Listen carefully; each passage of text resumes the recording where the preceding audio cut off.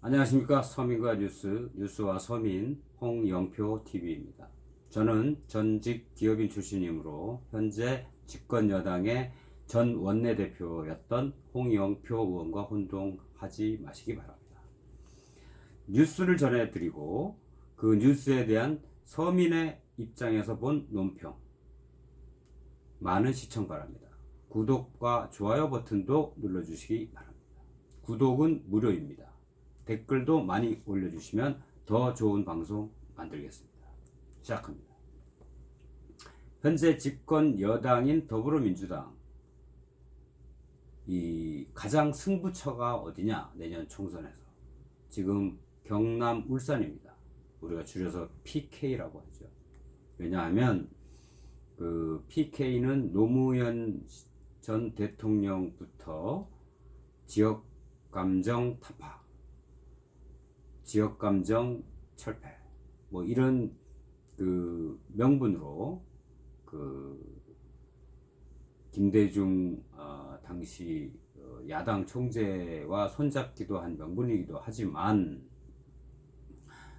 그 본인이 가장 대통령이 되는 데 있어서 결정적인 역할을 해주신 분들이 바로 부산 경남에 있는 유권자들입니다.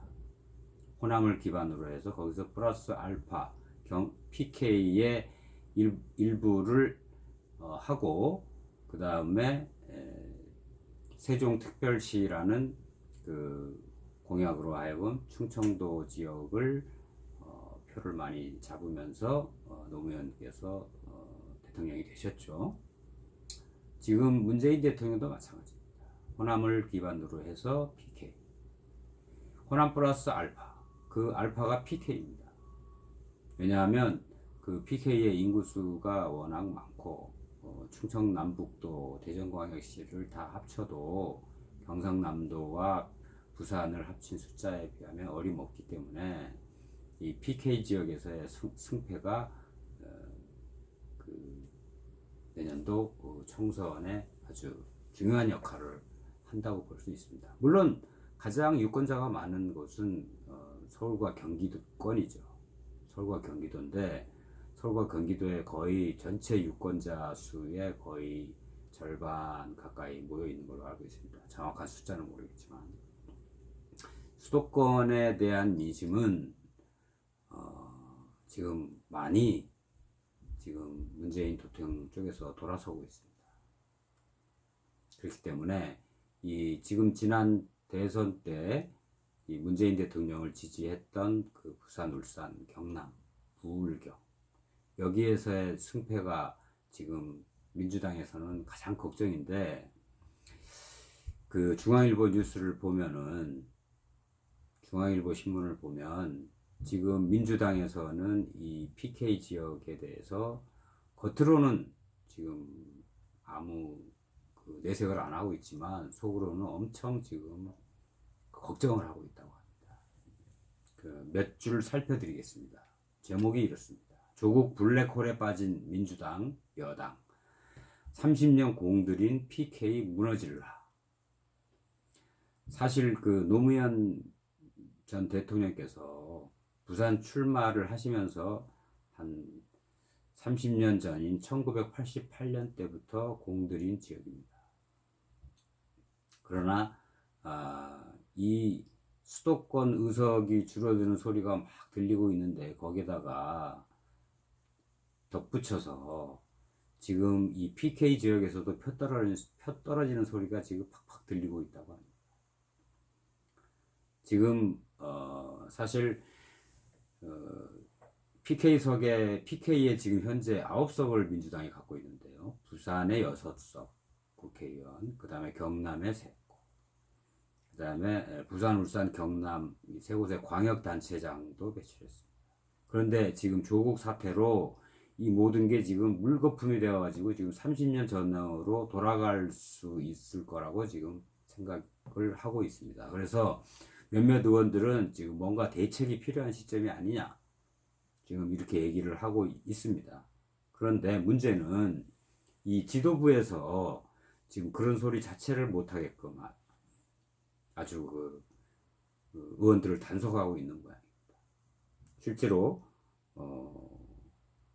그 서른 최고위원 같은 고참 의원들은 대학생들의 촛불 퇴진 집회 그거 대학교 정원 2만 명 중에 1%밖에 안 나온 건데, 그리고 참석한 사람들 보니까 대부분 50대 60대라고 하는데 그 뭐 중요하냐. 그리고 뭐 지지율이야 오락가락 하는 거지. 상황이 정돈되면 또 새로운 결과가 나올 거야. 그렇게 하면서 이 검찰 수사를 엄청나게 지금 압박하고 있지 않습니까? 그런데 한 핵심 관계자는 또 이런 말도 합니다. 검찰이 그런 그 상황을 만들 능력이 없는 것 같다. 그런 상황이라는 거는 이제 조국 장관이 기소되는 상황. 그러니까 이제 검찰을 아주 얕잡아 보고 있는 거죠. 우리 일반 서민들이 볼 때는 검찰은 아마 정경심 교수 구속영장 칠 것 같고, 조국 장관도 아마 구속영장 칠 것 같습니다. 왜냐하면 조국 장관이 거의 몸통인데 그거를 구속영장을 안 치면, 법원에서 만약에 사실은 그 영장을 기각하더라도 구속영장을 조국 장관까지 쳐야 검찰이 국민들로부터 신뢰를 안 잃어버립니다. 지금 국민의 눈높이는 지금 장관 부인도 구속하고 장관도 구속하고, 그 아들내미 딸내미야 무슨 죄가 있겠습니까?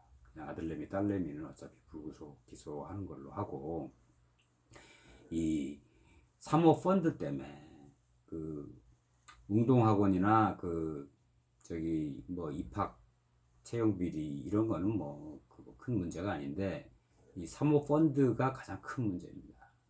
여기에서 이 돈 갖고 권력을 등에 업고 돈 갖고 장난친 게 밝혀지면은 정경심 교수든 조국 법무부 장관이든 부부이기 때문에 한쪽만 구속하고 한쪽은 구속 안 하고, 그거는 지금 국민의 법 감정하고는 차이가 좀 있습니다. 국민의 법 감정은 저희 같은 이제 서민들, 일반적인 양식을 가진 이런 사람들이 볼 때는 지금 부부지만 어느 한쪽만 구속해서는 안 된다. 너무 죄질이 나쁘고, 그 다음에 반성하는 기미도 없고, 증거인멸도 지금 엄청나게 해놨고, 그렇기 때문에 이 한쪽만 구속하고 한쪽은 구속 안 한다?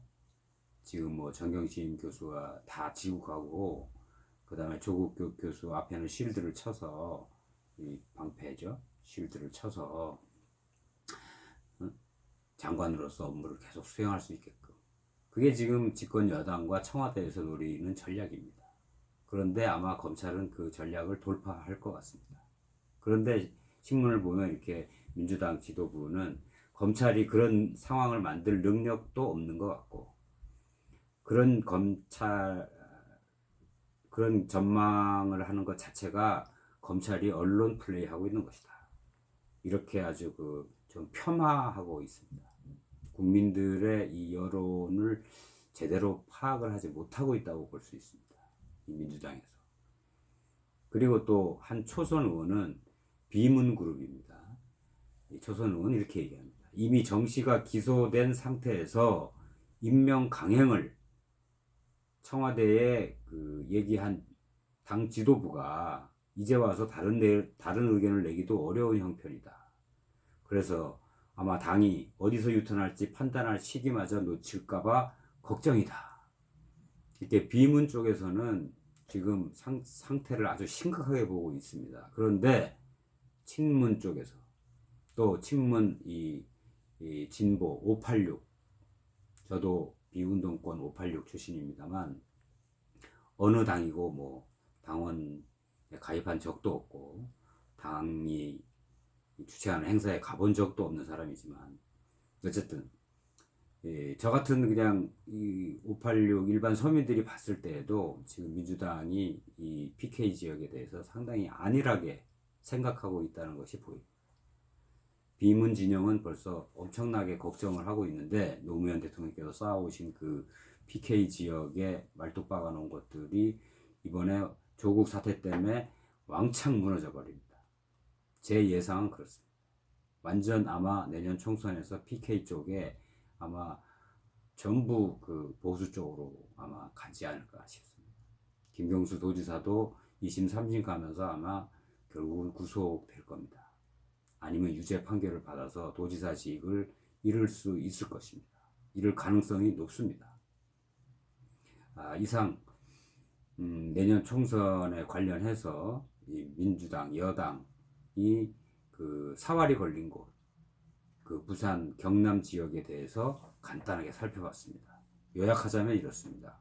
친문 지역, 세력들은 아직도 그 심각성을 인식을 못하는 것 같고, 비문 세력들 또 초선 재선 의원들은 그 엄청난 심각성을 깨닫고 있는 것 같습니다.